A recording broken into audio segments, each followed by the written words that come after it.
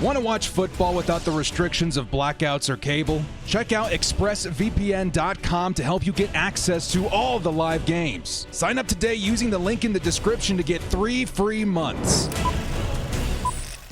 Yo, what up, brothers? It's the director. Chargers fans, can I just start this video off by saying, whoops. This photo yesterday, man, set Twitter on fire. Of course, this is my April Fool's joke, okay? I didn't think I'd be fooling anybody, but lo and behold, whoops.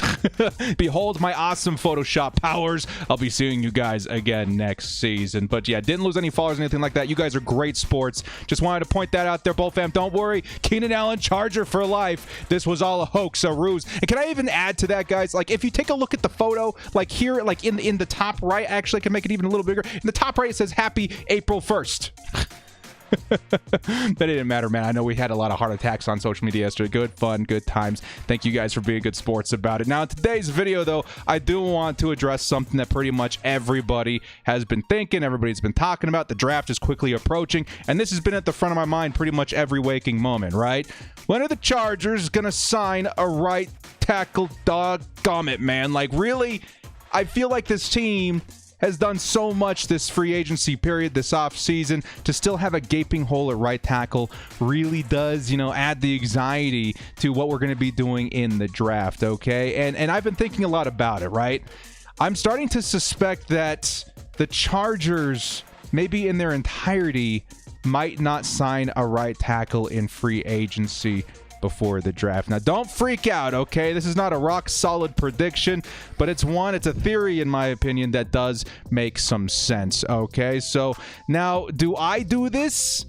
Maybe, right? But I would highly prefer signing a guy beforehand because I want draft freedom, right? I want to be able to take whoever I want. If there's somebody going to fall to our, number 17 pick, I don't want to be sweating like, oh my God, we're going to do it right tackle if we don't take him right now.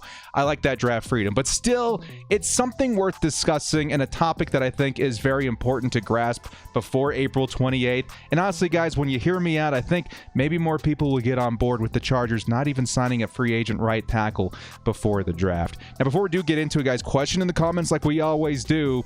If the Chargers, let's say, do grab an offensive lineman in the draft and miss out on a speed wide receiver, are you more open to signing a guy like Will Fuller or John Ross if they're still available at that point? Let me know in the comments section below. Well, guys, before we do get into it, hit us up with a like and sub if you do enjoy this Chargers content. The small amount of time you guys take to hit the like, sub, and bell notification helps me out a lot. Let's get into this one. Lights, camera, action.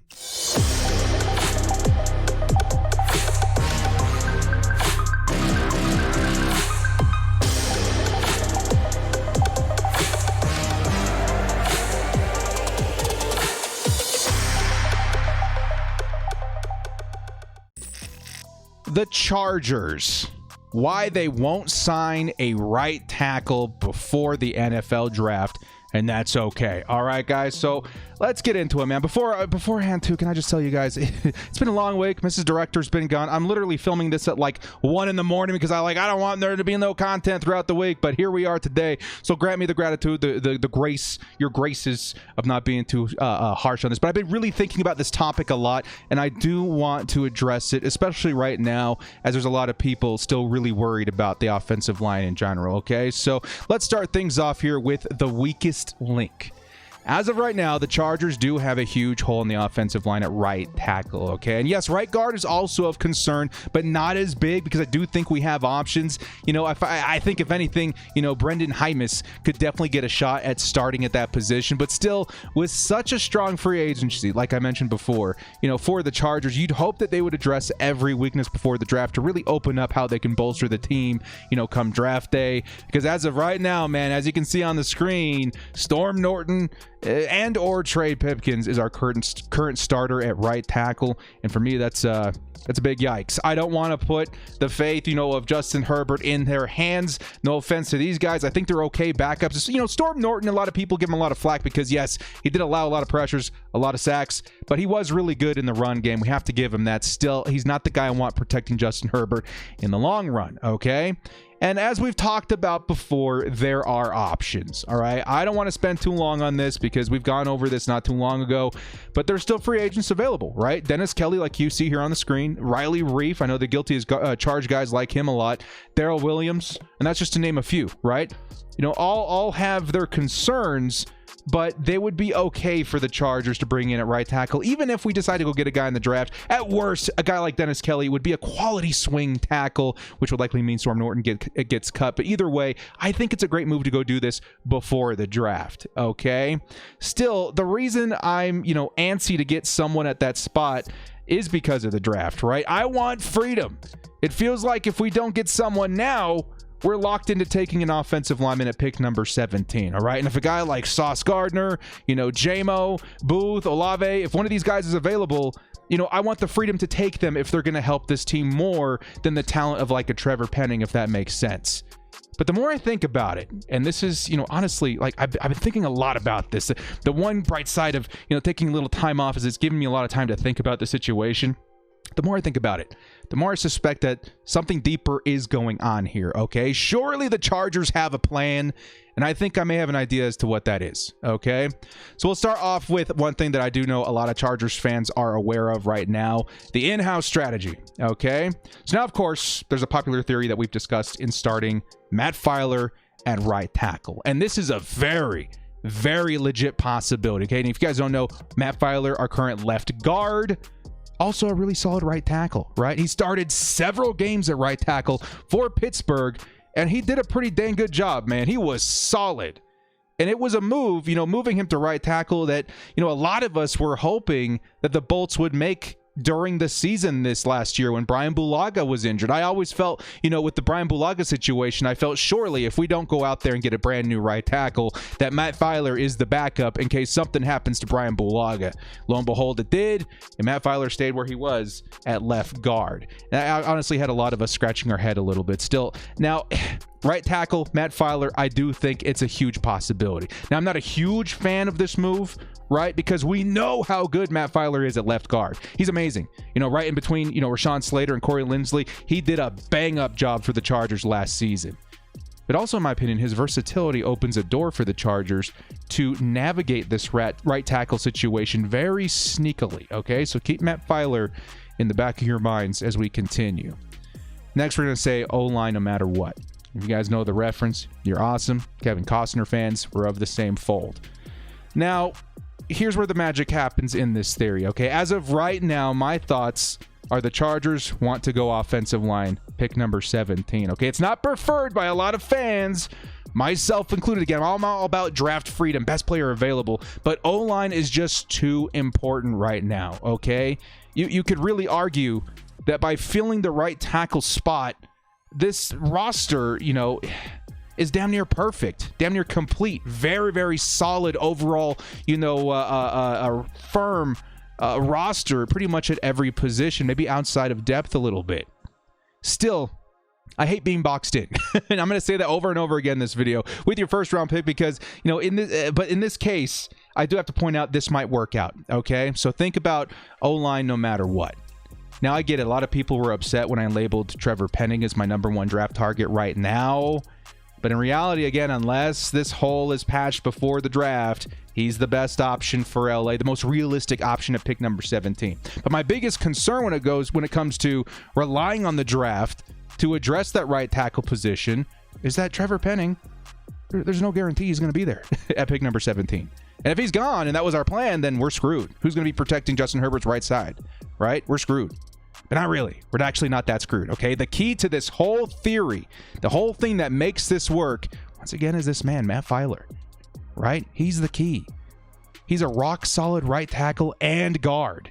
He is what makes this whole theory, this whole thing work, okay? So let me continue. The next segment here is going to be called the Master Flex, okay? Tom Telesco is a smart guy. And for the most part, his first-round picks have been slam dunks. Okay, I know there's a couple outliers in there. Don't worry. I think with who should be available in this draft, which honestly is pretty hefty with talent, I think we're going to get ourselves a nice piece to add to this team. And I think he may also have a plan to address this offensive line one way or another. And I think it lies in who should be available at pick number 17. When it comes to offensive line, there could be some flexibility here in players available. And again, this only works if you have a versatile offensive lineman like Matt Filer on your roster. So here we go. The Chargers could get lucky and see a guy like Charles Cross or Trevor Penning fall to them at pick number 17. To me, that's a pretty easy decision. You shore up that right tackle position. I would really hope we're not passing up on elite talent, but in terms of a complete roster, this is the move, right? But let's say worst case scenario, Penning, Cross, Icky, Neal, all these guys are gone, right? Well, at this point, it looks like Matt Filer is your right tackle in 2022. But wait, take another look at the board, right? If these guys are gone, then dudes like Kenyon Green, Zion Johnson, one of these guys is almost certain to be there at pick number 17 if these right tackle position options are off the table, right? Holy crap. This line actually still looks amazing if the Chargers decide to go in that direction. Imagine an offensive line consisting of, Rashawn Slater, Brendan Hymas, Corey Linsley, Kenyon Green, Matt Filer at right tackle. That's not a bad offensive line at all, man. It's a very good, very nice looking offensive line. It could be even better than last year's O-line for the Chargers. And the best part is, if you land a guy like Kenyon Green, for example, and he's one of my favorite guys in this draft, around the range of the Chargers, pick number 17, Kenyon Green is also very versatile. If you guys didn't catch my episode on what the Chargers can do in offensive line, Kenyon Green, man, this dude can play every single position on that offensive line outside of center. This is the master flex, okay? This gives the Chargers at least two guys that you can move around to find that sweet spot. Maybe Kenyon Green ends up being the better right tackle for the Chargers, and you can put Matt Filer back at left guard, or vice versa. That could also work as well. This is huge. And it gives the Chargers one of the best lines we've ever seen. Again, that combination of Slater, Hymas, Linsley, Green, and Filer is not a bad looking offensive line at all. And if you can get a guy like Kenyon Green, I still view him as a good value at pick number 17. He's not a reach in my opinion. Okay? Speaking of reach, best player available is going to be our next topic here. Okay? Now here's the thing. I definitely wouldn't mind Kenyon at pick number 17. I think you guys know that. He's great. However, it feels like guys like Trevor Penning and Zion, these guys might be a reach in my opinion, okay? I wouldn't mind it, but I don't see as much value in those players at the pick, at the spot of number 17, okay? Additionally, I would be sick to my stomach, right, if a premier player slides and we still were forced to draft offensive line. But then again, Matt Filer to the rescue. We don't have to pass on anyone if we don't want to. Let's say Penning and Chris Olave are on the board at the same time, right? And let's say the Chargers are determined to grab a speed receiver for Justin Herbert. It's okay, man. Take him. It's not going to hurt because you're essentially covered no matter what you do. If it's Filer and Penning, right? Filer at left guard, Penning at right tackle. Great if Penning ends up being the pick. That's a good-looking offensive line. But if it's Olave and Filer at right tackle, that's also great. Right? At that point, you just re-sign Ode Abushi or another guard, you're all set. And in the, not so outlandish case that a premier guy falls to us at number, 17, it's a no-brainer. Go ahead and take the value. You can move Matt Filer to right tackle and still feel good about yourself if you want to grab your guy at 17. We're not as boxed in as I once thought. Due to the signing of Matt Filer last season. Matt Filer, again, he's the key. Sure, he's no Lael Collins or Ryan Ramczyk, but he's very solid. And that's what we need right now, a solid right tackle, and he's on the roster. This right here buys us the freedom, all the freedom in the world to navigate the draft however we want. And remember, we have 10 draft picks this season. 10! The Chargers could very well land a solid guard or maybe even right tackle in the later rounds to compete in camp and shake things up. I think we have more freedom than we once thought, guys. At least than what I once thought. I was very anxious about the situation. Next up, we have the trade, right? There's also, anything could happen. We're taking a look. We're poking our head into the multiverse right now. If we want to dive even deeper into the Chargers' flexibility, there's also the option that they could trade. More specifically, trade down. And by trading down, you can put yourself in a better range of guys like Zion, Falele, Raymond. That's where I'm feeling okay at taking these dudes. Maybe late first rounders a little sweet for me, but I think Filele and Raymond more projected as early third round, so you can take them in the second round, feel good about it. And I wouldn't mind any of these guys in our offensive line. Not as solid as Penning, but not too far away either.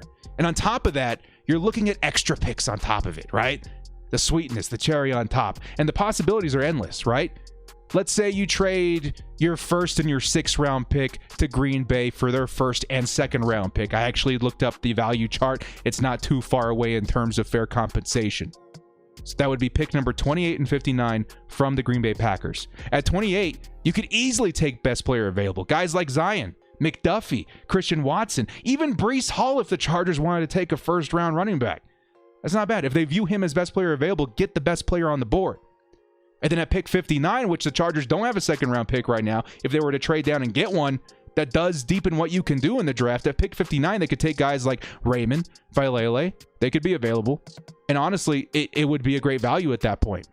And I'd feel really good about this offensive line. Heck, they could even take a shot on a guy like Ajabo, right? Which is a luxury pick. Not a lot of people are going to want to take a risk on that because, yes, he is injured. He's probably not going to play this season, but my goodness, you are getting yourself a value in the second round that will pay off in seasons to come. And that's the kind of luxury you can get by trading down. And that's just one example.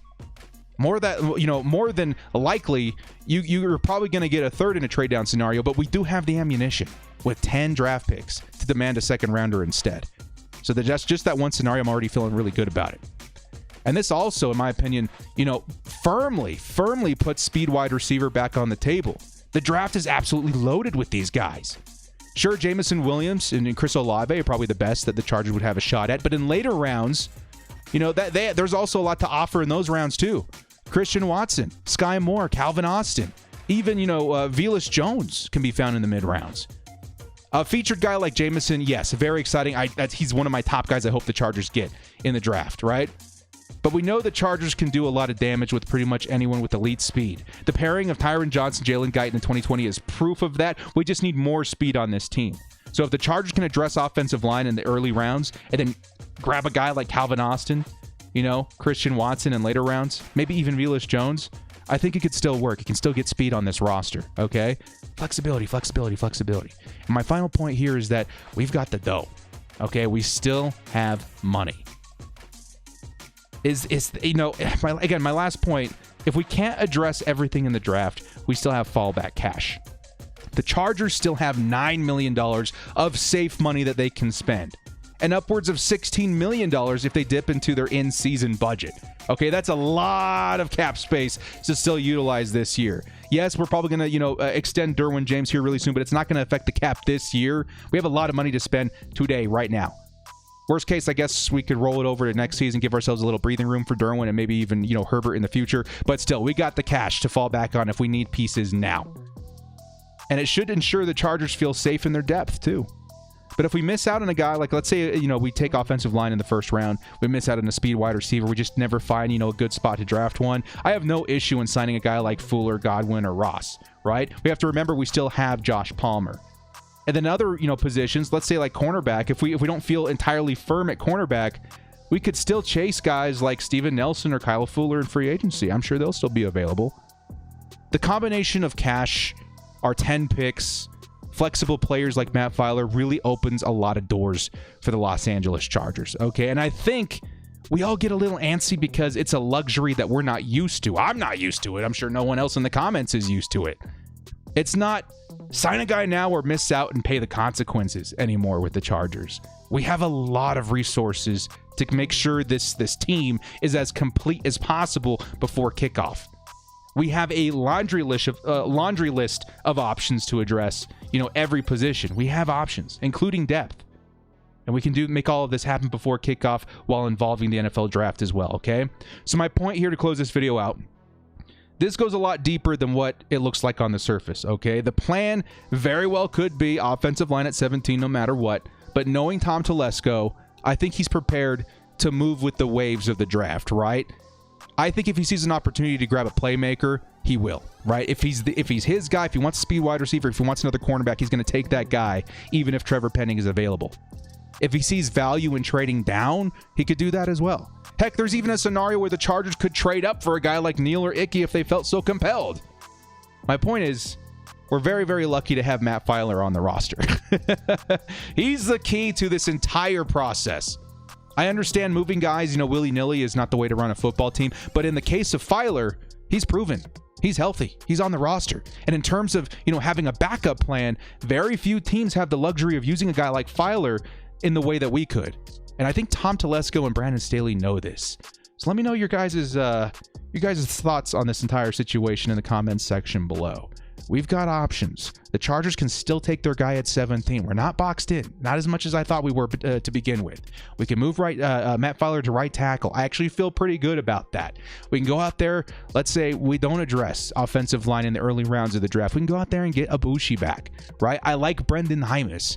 There's even other guards out there that we could sign even today in free agency. We can draft a guy in the mid-rounds to compete with Brendan Hymus. There's a lot of moves, a lot of different avenues that we can take, and it's making me feel a lot easier about what's going to happen on draft night, okay? So it should be a good one. Let me know in the comment section what you guys think. Again, to answer my own question, I'm totally fine with signing a guy like Will Fuller, Chris Godwin, John Ross even, who is available. Imagine that kind of speed with Justin Herbert if we do miss out on a wide receiver, because, again, what we saw with Tyron Johnson and Jalen Guyton in 2020, I think we could replicate that with a lesser signing like one of these guys. Fuller would be more featured, but Godwin or is it Goodwin? Goodwin or Ross, definitely not a bad option there either. So anyway, guys, let me know your thoughts in the comment section below. Are you feeling a little bit better about offensive line now that we've kind of sorted this out? Would you still be happy if the Chargers, let's say, decided to take Trevor Penning? I'm all on board. If we take an O-lineman, I'm all on board for Kenyon Green, right? If Kenyon Green is still there and Trevor Penning's still there, I'm taking Kenyon Green. He's a value to me. You can fit him right in at guard or right tackle, whatever works. You can figure that out during camp.